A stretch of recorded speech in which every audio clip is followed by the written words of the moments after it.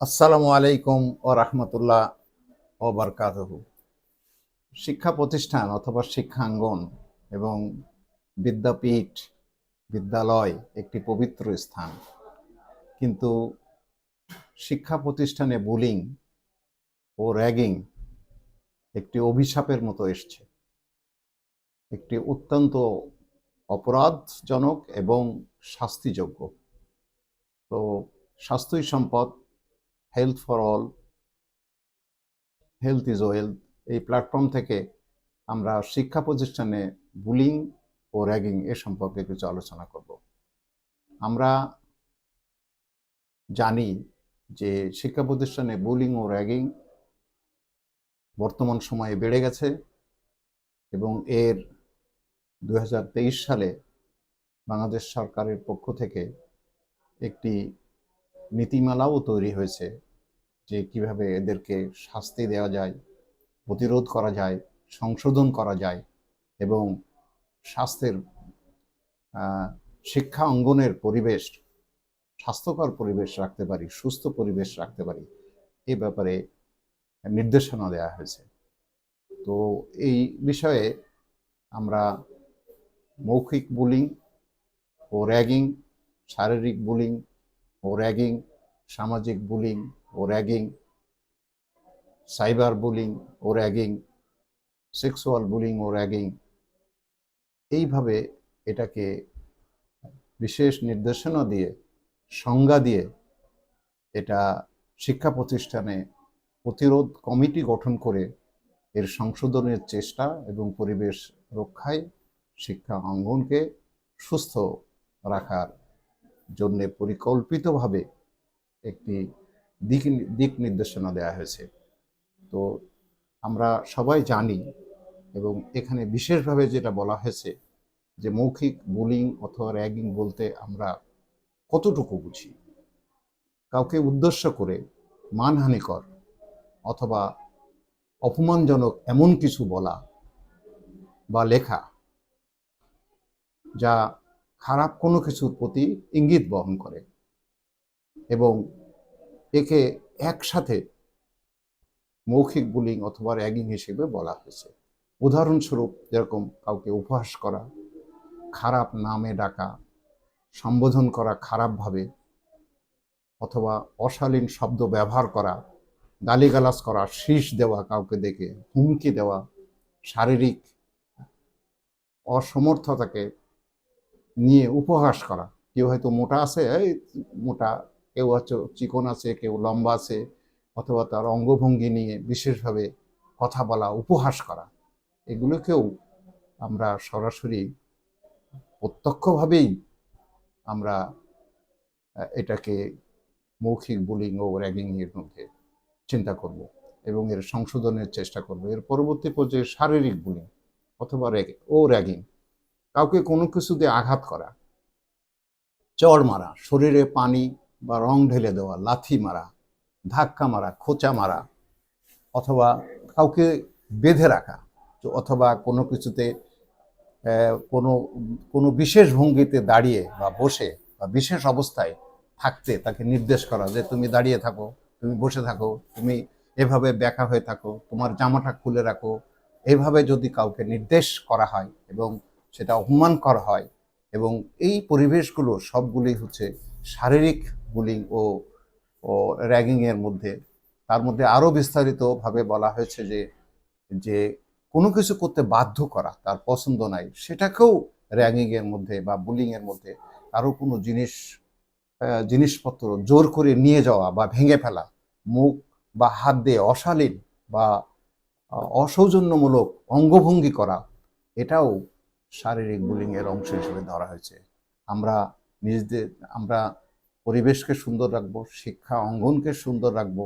এবং আমাদের যারা নবাগত আসছে তাদেরকে ভালোবাসবো এবং তারা যাতে এই সুন্দর পরিবেশে শিক্ষা গ্রহণ করতে পারে, জ্ঞান অর্জন করতে পারে, এই জন্য আমাদের সর্বত্র চেষ্টা থাকবে। তাহলেই শিক্ষা অঙ্গন সুন্দর থাকবে এবং শিক্ষা প্রতিষ্ঠানে বুলিং ও র্যাগিং থাকবে না।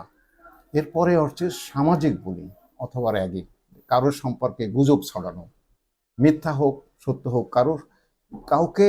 গুজবের ভিতরে রেখে একটা রিউমার, প্রকাশ্যে কাউকে অপমান করা, ধর্ম, বর্ণ, জাতি, গোত্র, পেশা এগুলোকে নিয়ে তার সম্পর্কে, বা গায়ের রং নিয়ে, বা অঞ্চল নিয়ে, বা তার জাত তুলে কথা বলা, বা এই ধরনের কার্যাদি বা কথা বা অঙ্গভঙ্গি, অথবা এগুলোকে আমরা সামাজিক বুলিং ও র্যাগিংয়ের আওতায় রাখা হয়েছে। এবং আমরা এগুলো সবগুলো পরিহার করব, কেউ করলে বাধা দেব এবং করব না। এবং কেউ যদি এর এর ভিকটিম হয়, শিকার হয়, তাকে আমরা ভালোবেসে গ্রহণ করব এবং শিক্ষা অঙ্গনে তাকে সুন্দর পরিবেশে শিক্ষা গ্রহণের সহায়তা করব, যাতে সে শিক্ষার প্রতি শ্রদ্ধা, শিক্ষা অঙ্গনের প্রতি শ্রদ্ধা, এবং বড় ভাইদের প্রতি শ্রদ্ধা এবং পরিবেশ প্রতি শ্রদ্ধা, তা নাহলে সে হয়তো নিজেকে এই শিক্ষাঙ্গনে আসতে তার মনটা চাইবে না। হয়তো শিক্ষা থেকে সে সরে যাবে, অথবা এমনও হয় হীনমন্যতায় ভোগে, অথবা মন এতই খারাপ হয়, হতাশাগ্রস্ত হয়ে যায়, সে তার জীবন হানির কথা চিন্তা করে আত্মহত্যা করে বসে। আমরা সতর্ক থাকব, কোনো অবস্থাতেই শিক্ষা গ্রহণ করতে এসে, শিক্ষা প্রাঙ্গণে এসে যেন কেউ এই ধরনের শিকার কোনোভাবেই না হয়। এরপরে বলা হচ্ছে যে সাইবার বুকিং বা র্যাগিং, এটা একটি বিশেষ ক্ষতিকর দিক, যে সামাজিক মাধ্যমগুলো, যেমন ফেসবুক বলেন, অথবা ইউটিউবে বলেন, অথবা মানে এই ধরনের সামাজিক যোগাযোগ মাধ্যমে কারোর কোনো ছবি বা কারোর কোনো লেখা, অশালীন ব্যঙ্গাত্মক কিছু পোস্ট করা, এবং কোনো ব্যক্তিকে নির্দেশ করে তাকে অপদস্থ করা, বা এই ধরনের কিছু করা, সামাজিক যোগাযোগকে ব্যবহার করে, এগুলোও কিন্তু সাইবার বুলিং এবং র্যাগিং, এবং শাস্তিযোগ্য, আইনের আওতায় আনার যোগ্য। আমরা সর্বতোভাবে সচেতন থাকব যে কোনোভাবেই যেন শিক্ষা অঙ্গনে এই ধরনের কোনো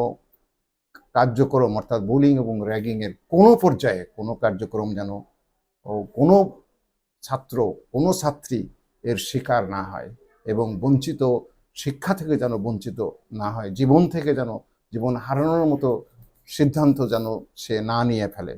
আর একটা কথা হচ্ছে যে সেক্সুয়াল বুলিং ও র্যাগিং, এটাও অত্যন্ত মারাত্মক একটি ব্যাধি,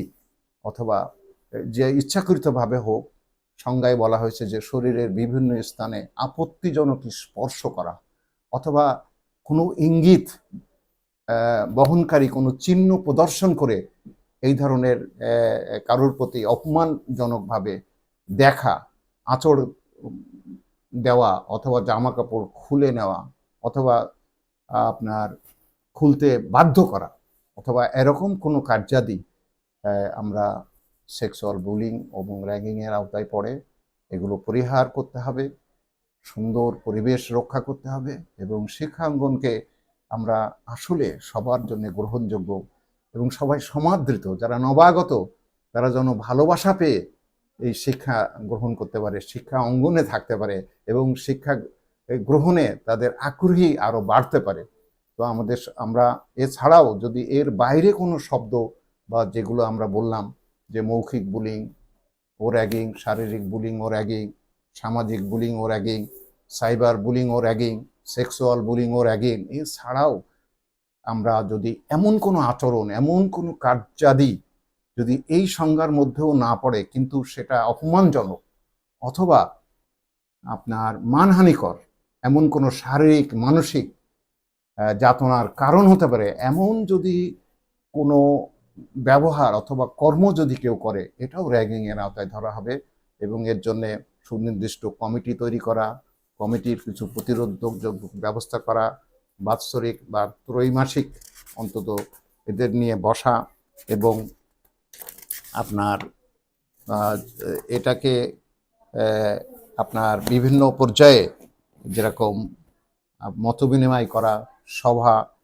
সেমিনার করা, নতুন যারা আসছে, পুরাতন যারা আছে, তাদের মধ্যে আলোচনার মধ্যে আসা,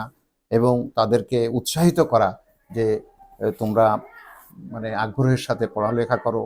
এবং তাদের কার্যকলাপ, সমাবেশ, অনুষ্ঠান করে তাদেরকে বোঝানো যে এইগুলো খারাপ, এইগুলো ভালো। বিশেষভাবে আমরা ওয়ার্কশপের আয়োজন করতে পারি, এই ধরনের নতুন যারা আসছে, পুরাতন যারা আসছে, তাদের মধ্যে ভ্রাতৃত্ব বোধের সৃষ্টি করতে পারি। তাহলে আমরা আমরা সফল হব এই ধরনের র্যাগিং বুলিং থেকে বিরত থাকতে। আর একটা হচ্ছে শিক্ষা প্রতিষ্ঠানের বিভিন্ন অত্যন্ত মানে যেখানে এই ধরনের র্যাগিং হওয়ার সম্ভাবনা আছে সেখানে সিসি ক্যামেরা বা সিসিটিভির ব্যবস্থা করা, বা এই ধরনের করলে আপনার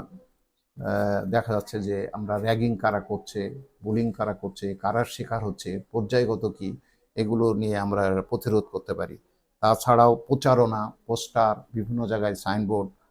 রেখে অথবা ব্যানার দিয়েও আমরা করতে পারি। আমরা সর্বতভাবে অভিভাবকবৃন্দরও যথেষ্ট এখানে এটাকে এমনভাবে গ্রহণ করা যে কিভাবে এই যারা শিকার হচ্ছে বা তারা যারা নির্যাতিত হচ্ছে, নিপীড়নের শিকার হচ্ছে, অপমানের শিকার হচ্ছে, তাদের মধ্যে আত্মবিশ্বাস গ্রহণ করা, তাদের সাথে বসা, আলোচনা করা, এর সমাধানের জন্য কর্তৃপক্ষের কাছে তাদের দৃষ্টিতে আনা, যে তাহলে দেখবেন যে আমরা যদি সবাই মিলে একটা কাজ করি তাহলে আমরা সফল হতে পারবো। অথবা আমরা যারা শিক্ষক আছি বা প্রশিক্ষক আছেন, তারা সবার তাদের পরোক্ষ বা পরোক্ষভাবে এই ধরনের কোনো লক্ষ্য করলে তাদেরকে বিরত রাখা, কর্তৃপক্ষের সংস্পর্শে আনা, আইনের সংস্পর্শে, আইনের মাধ্যমে শাস্তি ব্যবস্থা করা, এবং কোনো যদি কারোর আরও যোগ্যতা সম্পন্ন যে অনলাইনে কেউ যদি এটা সম্পর্কে প্রচার করতে চায়, এটা বারবার আলোচনার মধ্যে আনতে চায়, এনে এটাকে আমরা প্রতিরোধ করতে পারি। তাছাড়া নির্দেশ আছে 2023 সালের যে যে আমাদের এই শিক্ষা প্রতিষ্ঠানে বুলিং ও র্যাগিং প্রতিরোধ সংক্রান্ত নীতিমালার মধ্যেই আছে যে কোনো শিক্ষককে আলাদাভাবে প্রশিক্ষণ দিয়ে যেন কাউন্সিলর হিসেবে তৈরি করে এই ধরনের যারা করছে এবং যারা শিকার হচ্ছে উভয়কেই তারা কাউন্সেলিং করতে পারে, অর্থাৎ বোঝাতে পারে, এবং তারা তাহলে সমর্থবান হবে। সর্বোপরি এগুলো আইনের চোখে বা আইনের মাধ্যমে শাস্তির আওতায় আনতে পারলে সর্বশেষ যে ব্যবস্থা, এর আগে হচ্ছে যে তাদের সাথে বসা, কথা বলা, তাদের আলোচনার মধ্যে আনা, অন্য সামাজিক এমন কোনো কর্মকাণ্ডে তাদেরকে নিয়োজিত রাখা যাতে এই ধরনের এই যে বিরোধিতাপূর্ণ অথবা ক্ষতিকর অথবা অপমানকর শব্দগুলোর চেয়ে তারা সৃজনশীল কাজে নিজেদেরকে ব্যবহার করতে পারে। এইভাবে যদি আমরা যারা উপরে আছি, শিক্ষক আছি, প্রশিক্ষণ আছি, কর্তৃপক্ষ আছে, তারা যদি এইভাবে তাদেরকে অনুপ্রাণিত করতে পারে তাহলে শিক্ষাঙ্গন, শিক্ষা পরিবেশ, পবিত্র বিদ্যাপীঠ সুন্দর থাকবে। নতুন যারা আসবে তারা সমাগত হবে, ভালোবাসা পেয়ে তারা আরও শিক্ষা গ্রহণে আগ্রহী হবে। আপনাদের সবাইকে ধন্যবাদ সময় দেওয়ার জন্যে, আমার এই আলোচনাটা শোনার জন্যে। আশা করি আপনারা এতে সম্পৃক্ত হবেন, সক্রিয় হবেন, অংশগ্রহণ করবেন এবং